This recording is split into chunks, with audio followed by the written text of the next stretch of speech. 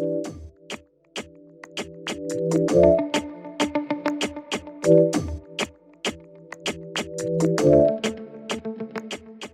what's up? Welcome to Heal, Laugh, and Rise Up. I'm Jessie, your badass two-time cancer fighter, soul work mentor, and your favorite Latina. Hi, and I'm Amber, a chemo nurse by day, caretaker to my husband by night, all while being a scrunchy mom. We're here to talk all about our traumas and how we use them to grow, honey. So grab your drink and let's get into today's miracle and shit show. So many people love Tuesdays. You know that, right? Tuesdays are the best. Fucking tacos and tequila? Oh. Hell yeah. Do they still do Taco Tuesdays? Fuck yeah, they do. They do? I mean, now they're like $2 instead of $1. Oh, okay. You gotta do But a it's Taco probably Tuesday. better. It starts with a T as well. They should do Pho Tuesdays. Oh, pho every day. Pho every day. Oh, we should have pho today. I don't know why I have this pho addiction. I'm ready Did for we have some rain? pho. Or were those tears coming out of my eyes? Oh. Well, I think we've tried this 3 times. Isn't that interesting? We recorded an amazing episode a few weeks ago on grief, and it was very, how would you say it? Sincere for sure. Everything is sincere. Healing. And we looked down. What did we see? The fucking mic, it was recording, but there was no sound.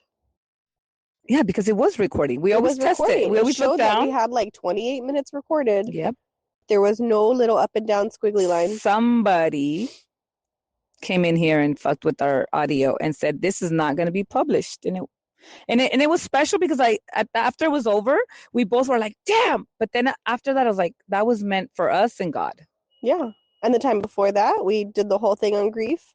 And then my phone overheated. That one. Oh, yeah. And I was like, my phone we were says sitting it's over too there? hot. Yeah. Yeah.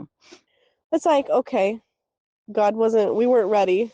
Yeah. There was reasons why we weren't supposed to talk about grief yet. But I think we're here now. And I brought a little tissue out for myself. Yay. Because I know I'm going to cry. Because I haven't said this out loud. You haven't said it out loud. Yeah. I was pregnant last week. And the week before that. And the week before that. And then Monday, I miscarried. And it sucks.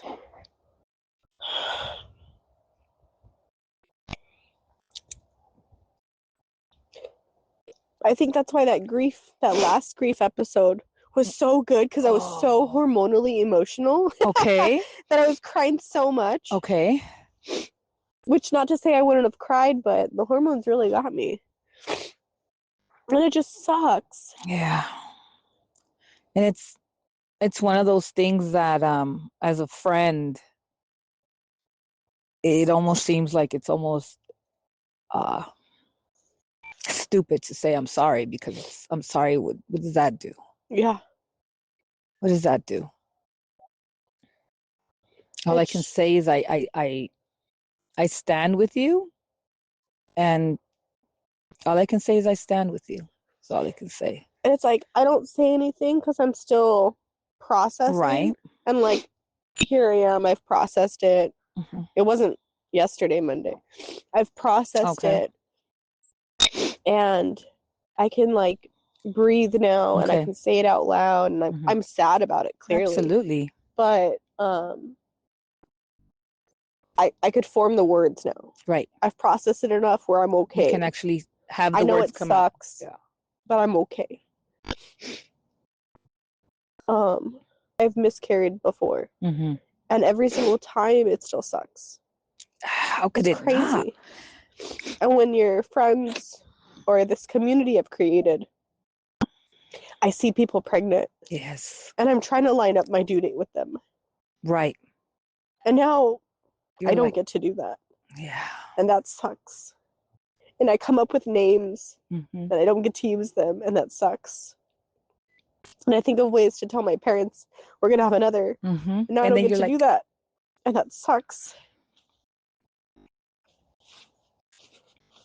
And all of it sucks.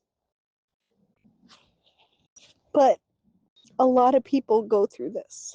So many people. And I don't know how they do it. So many people. But we all do it. And it's just, what we're doing is we're grieving. Yes. And everybody grieves. Mm-hmm. So it's like, clearly, I'm gonna be okay. Right.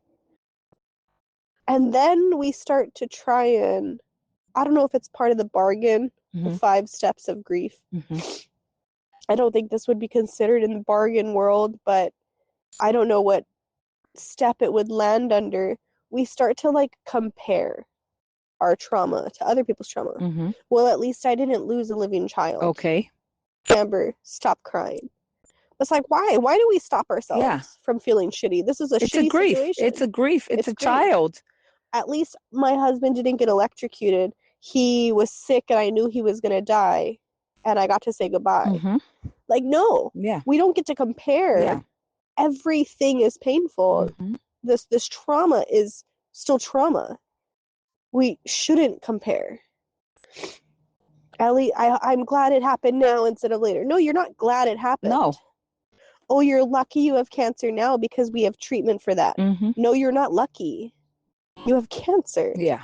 Like, and it's crazy to me how we as a group of a society has decided some things are better than others or worth more than others. And some people are worth more. And I don't think that's true. Absolutely not. And I feel like it all really comes to light when we're grieving. It's just very sad to me that we could feel so alone because of grief and society not talking about proper grief or what grief is. Yeah. Is very sad to me. Grief is a very, very, on top of being one of the toughest emotions and things you're going to go through. It's also very, like you said, very lonely. So lonely. So lonely when... But we all do it. Everybody's grieving something or someone. Why is it so lonely? I don't have the answer to that. Yeah. I think we just have to constantly remind ourselves that we're not alone.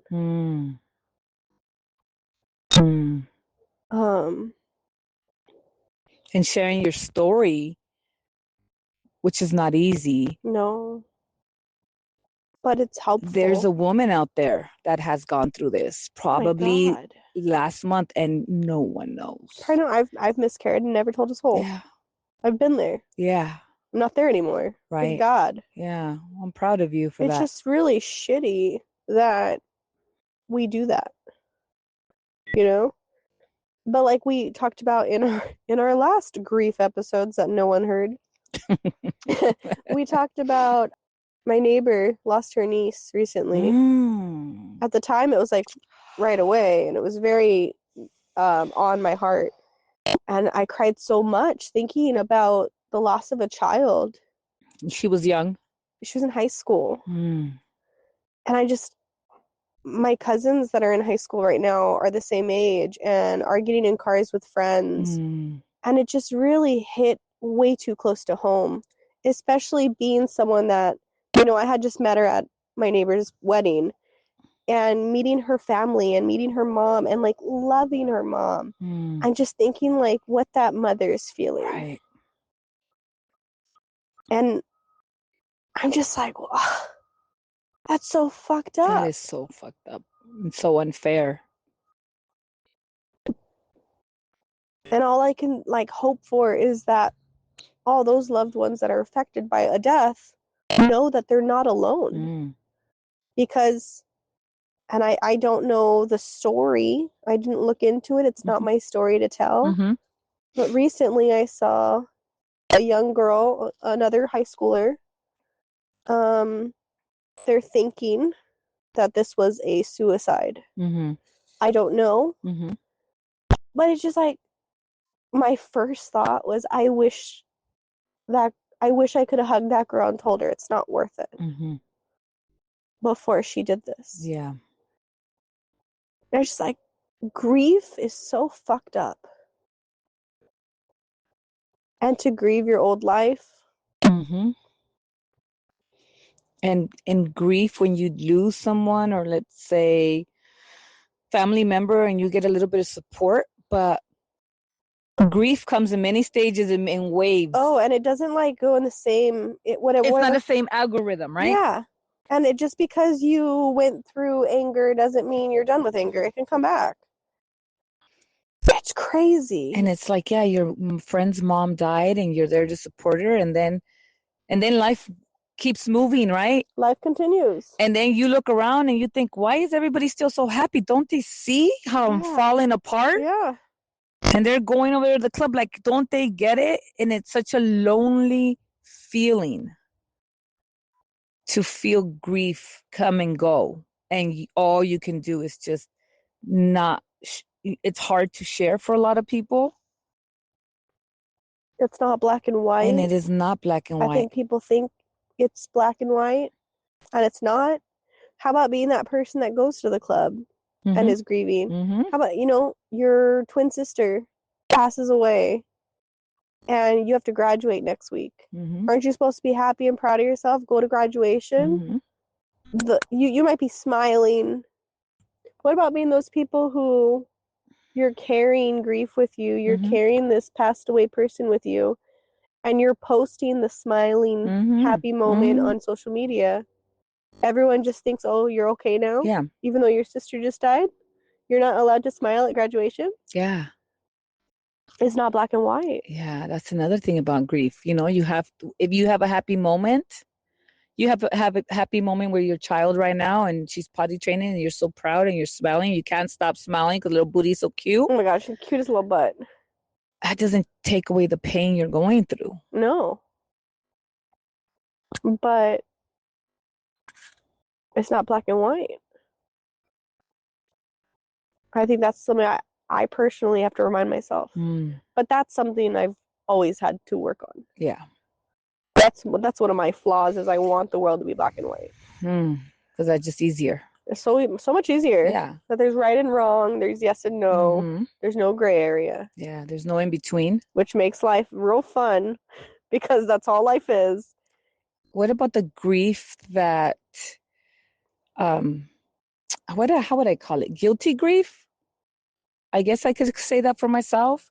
My father's been gone 10 years, and I don't grieve him like a normal daughter should grieve her father. A normal daughter, you think, with the should grieve. Right? Thank you for yes. And the way a normal daughter, I think, should grieve her father. Yeah. Every father's different.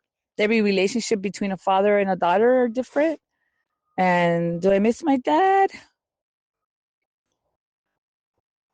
I don't even know if I can answer that. And that's because my dad was so in his drinking that I just couldn't handle it anymore, and the family couldn't handle it. So I'm gonna say I don't miss my dad, and that's okay.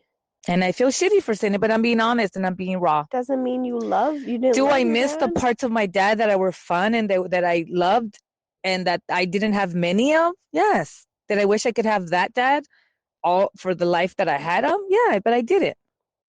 Did it? And this might be too personal to ask, but here we are. No, nothing's personal, girl. Did you ever have where maybe, let's say, your cousins grieved your dad different because they didn't live in your household with you? Yes. I watched people grieve Mike different than I did. Yes. It's weird. It's interesting. Yes, absolutely. People that grieve them different. And I'm thinking like, oh my God, are we grieving the same person? Yeah. But you know what? In those moments, I'm thankful. That's good. That somebody's grieving them that way. Because it's not me. Yeah. And I don't know how my siblings grieve my dad because we're really not open about that.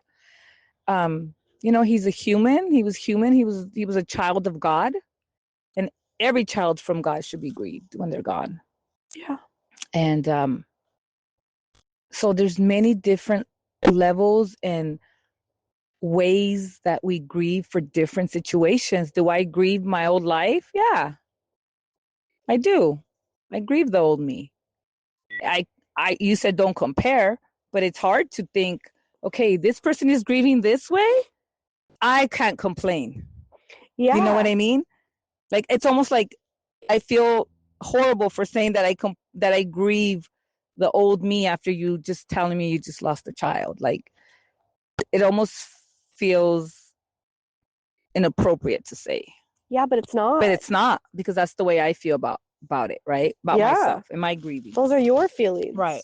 My feelings, just because I feel this way doesn't mean that I'm not extremely sad and sorry that this happened to you guys. Exactly. Just because, my life circumstances are the way they are doesn't mean I'm not listening to your story about your grief with your father. Mm-hmm. Like, it's crazy to me that people don't talk about grief. Yeah. And when they do, it's a funeral. Mm-hmm. It's not grieving your old self. Mm-hmm. It's not grieving the friendship you had. Mm-hmm. It's not grieving the relationship you had with someone. Mm-hmm. Or you brought up something that made me think of that guilty grief. Mm-hmm. What about when you're grieving an abuser? You miss that relationship you had with your ex-husband. Yes. But he's your ex-husband for a reason. Mm-hmm. Or that person abused you your whole life and they're dead now. Mm-hmm. And you're so glad they can never abuse you or anyone else again. But you still have some sort of good relationship with them. Yeah, maybe it was your uncle or your dad that was still your dad. And even though he did what he did, it almost sounds crazy to tell somebody the truth. I'm grieving him. They would be like, are you fucking crazy? Even if you're grieving, maybe there was never a good situation. Right. But you'll never go to that man's house again, which means you'll never see that red door again, that front door that's red. You'll never experience those things again. You are allowed to grieve those things. Because if you don't, you will never get past it. And I don't mean that when you grieve, it goes away all the time, but it can help you move on. And for the times that you're grieving your best friend's passing or your old life, grieving may not make those things go away. That's when you get to just adjust. Yeah. It's just constant adjustments. Because nothing stays the same, even if you wanted it to. Even if you think, I went through all stages of grief, I'm no longer sad about my old single life. No, you can be sad about it. Yeah, your mom passed away 5 years and you still cry at night, and then you don't want to talk about it because you're like, oh, well, she's been gone. Old news. Old news. Doesn't matter. Yeah. People say time heals. I don't agree. No. I think just time lets you adjust better and adjust more. And as soon as you are in your head, I'm healed, I can talk about my mom's passing, it's your uncle passed the same exact way, or your coworker's sister's cousin's nephew passed the same way, and it brings up that old memory, and now you're grieving again. That's okay. You're just adjusting again. You just keep adjusting. Do you think we're so hard on ourselves? Well, I mean, we can't categorize everybody, but crying, I know my culture and my family, crying wasn't a thing you do, right? I'm learning now that crying is beautiful, and it's a release and an emotion that should be felt. Is it easier for you to be more open? Well, obviously you're talking about it on the podcast, but within your circle to be more open if you were grieving, or if you are grieving your old life, or maybe your husband.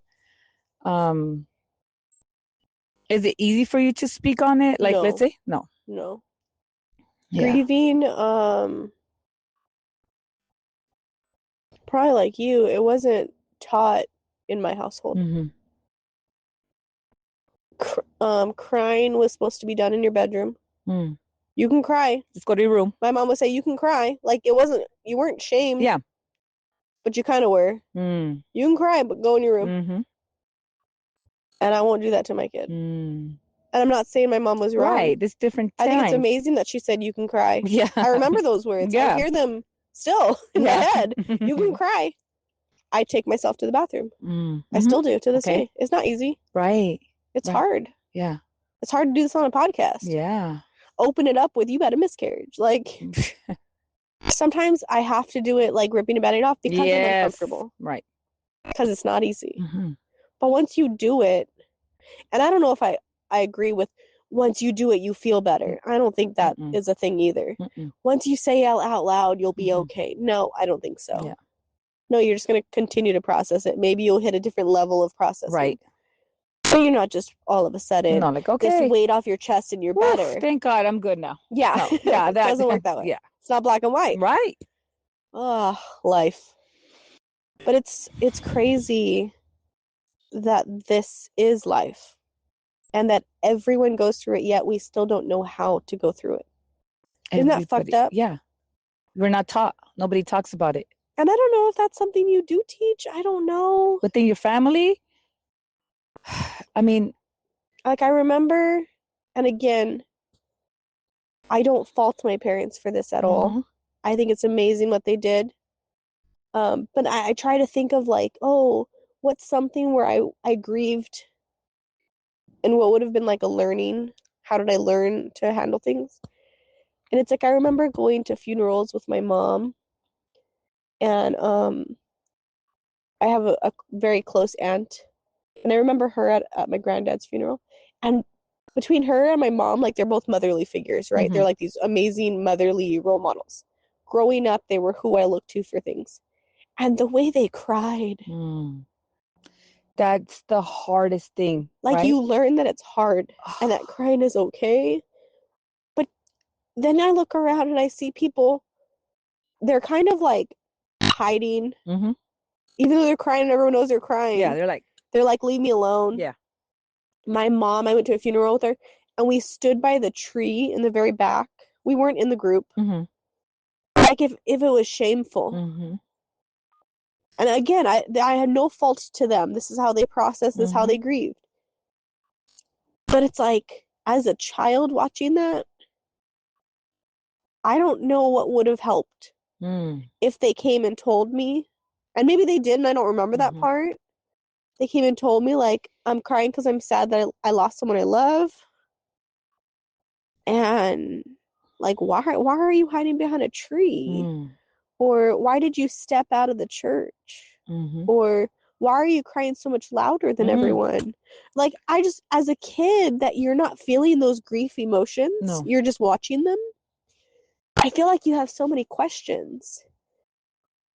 And, I mean, when I'm grieving something, I don't know if I'm going to be able to put words to it and tell my child. And, you know, is that something you even teach?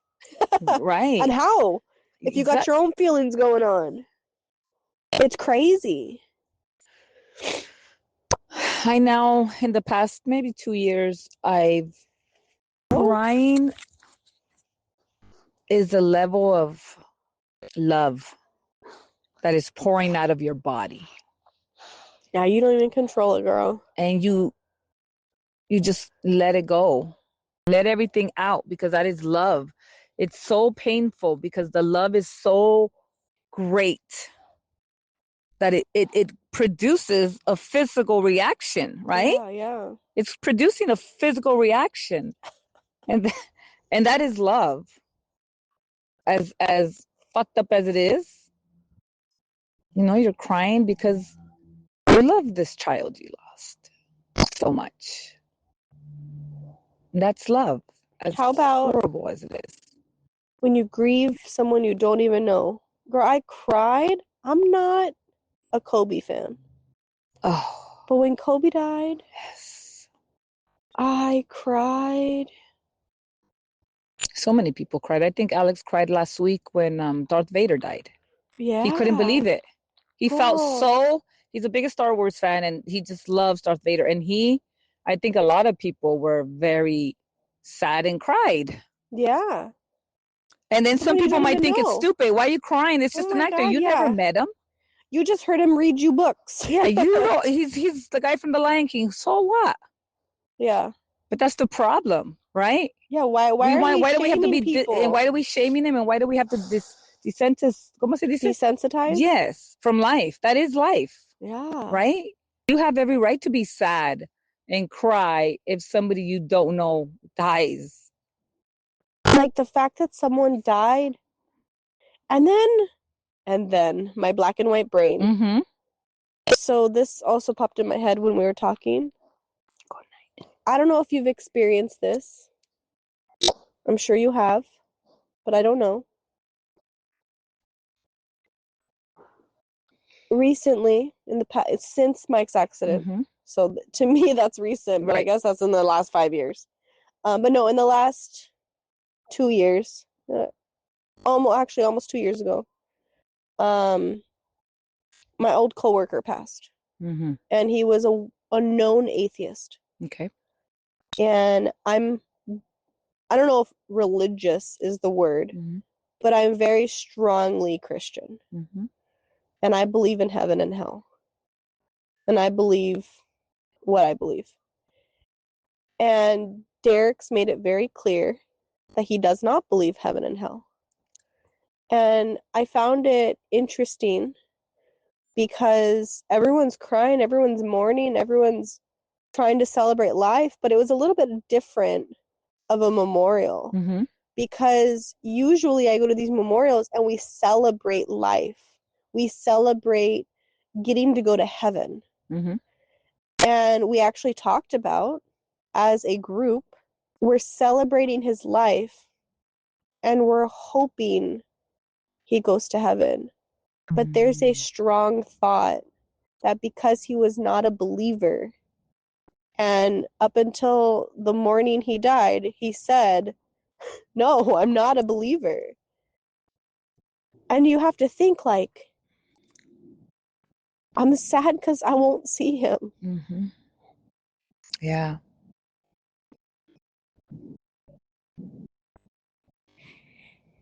And it's not just him, like, there's a lot of people where I think it's one of those things that makes it helpful to get through life knowing someone passed, is thinking how glorious they're living now. Right. For me as a Christian, that helps me in life. Right. Knowing that there is somewhere so much better. Oh my God. And it's just amazing. To the point where I might even be a little jealous. Yes. Which I think is beautiful. Yes. I know exactly. But when what you mean. don't have that, right.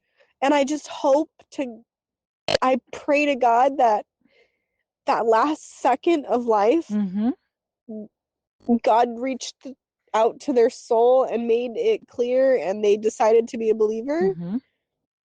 Maybe I get to see them. Yeah.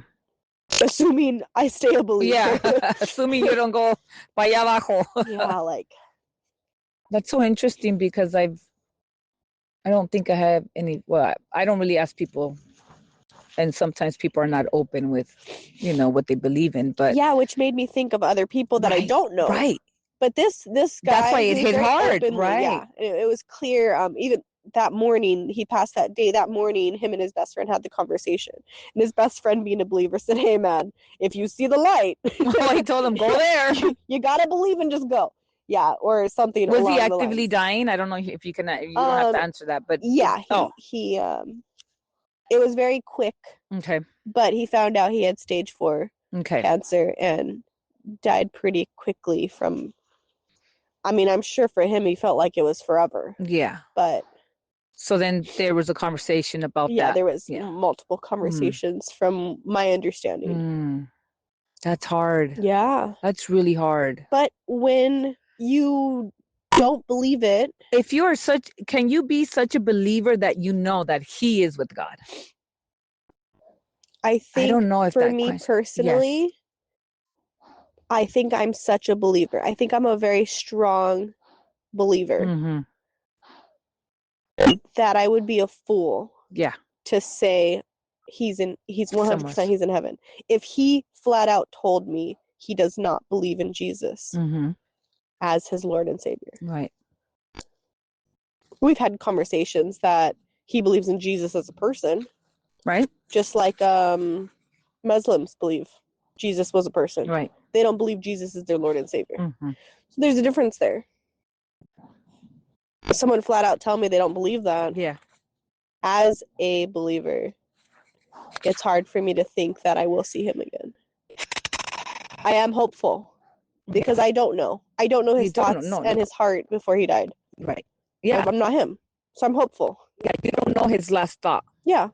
And I don't know, maybe as you're dying, God comes and talks to you and has a real heart-to-heart. Right, a man-to-man conversation. Hey, this is how it is. And I don't know if you die, you get to go there and he gets to like, hey, now that you're here and you see me, do you like it? Maybe. Come on in. Yeah, maybe it's that simple. That makes grieving that much harder.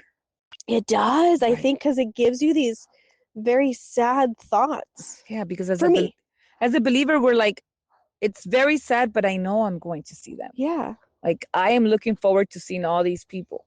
Yeah.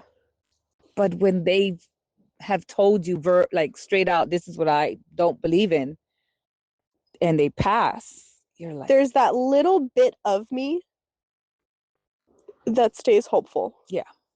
And that's God. That's God speaking. That's God in your heart. The Holy Spirit.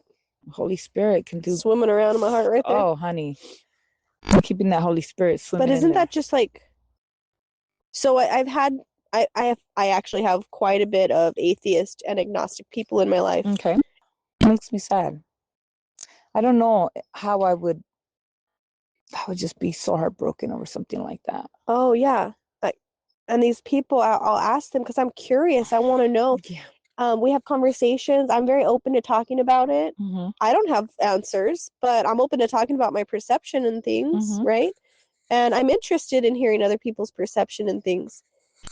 And I've heard more than once from more than one person, I wish I could be a believer because I think it will be easier.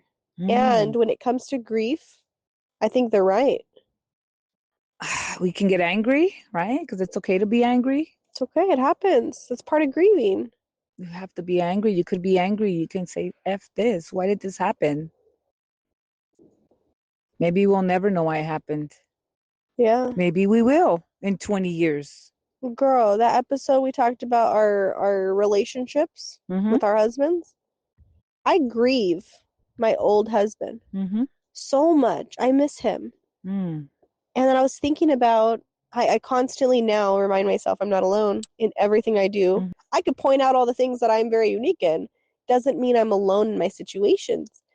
And I was thinking, you don't have to have a brain injury. You don't have to live in a hospital. You don't have to have dementia. You don't have to have these problems for your wife and you to be in the roommate stage of your relationship. Oh, absolutely. You don't have to have cancer. No. I realize that's also something we get to grieve.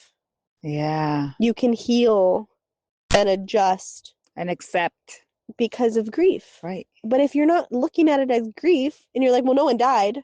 Yeah. Then you're probably still lost. You don't know what to do. Stop and look up grief. Look up the 5 stages of grief and give yourself grace for being angry and for bargaining and for being depressed. And what are the other 2? Acceptance is, I know, the last one. And for give yourself grace for accepting it and then getting mad about it and then accepting it again. Like, that's allowed. Yeah, that's allowed. It's called grief. Yeah. Marriage would do that. Marriage would do that. Being a daughter would do that. That's crazy. Being a sister do that. I grieve. I grieve my relationship with my sister. One of my sisters. We used to be very close and we used to do things together and we would go to the bars and we don't have that relationship. And I grieve that. Yeah. I really grieve it. And I haven't told her I grieve that. Why? Why? I don't know, because then I don't want somebody to be blamed for it. I don't want to blame her. I don't want to be blamed, so I don't talk about it. So instead of talking about it, we're just distant. And it gets worse. And it just gets worse. Just like that. And then try to get close. Try to get close again. It gets difficult because now you're like, oh, I'm so embarrassed. And now you just try to act like everything's fine. When I grieve that part of my life. And a lot of things. And a lot of us are grieving parts of our life and situations that we don't talk about it. And I think we just need to start talking about it. And if you're lost in life and you're having lots of emotions, I think you need to sit down and think, is this something I'm grieving and I didn't know I was grieving? Right, exactly. Because maybe that'll give you a perspective, right? Yeah, of what to do next or what to expect next. Because change is hard for everyone. But if you can have a little idea of what you're going to feel next or what's to come or the fact that you can continue to adjust and be okay, go look up grief and realize that you are going to be okay. You're just grieving this. And life goes on. And that it is grieving. It's not just the new stage with this person. Now, this is our new relationship. No. What if you look here? Yeah. And I hate him and I'm always going to hate him. Yeah, instead of saying, you know what, I'm grieving this because of A, B, C, and D, and then you can move past it and make it better as much as you can. So realizing, what are we grieving? The people we lost, we know we're grieving, but what about the things about ourselves that we are grieving? And speaking it, even if you think it out, speak it out loud or say it in your head. Grieving my old body. Grieving my old body. I can grieve it, I can accept it, I can move on, and then I can adjust. Say that one more time. Say it one more time for the people in the back. Say it again. I can grieve it, I can accept it, I can move on, and then I can adjust. Really good. We are sending a huge hug to all of us that are grieving things in our life. And we stand with you. And just hit that subscribe button. See you next Tuesday. See you next Tuesday.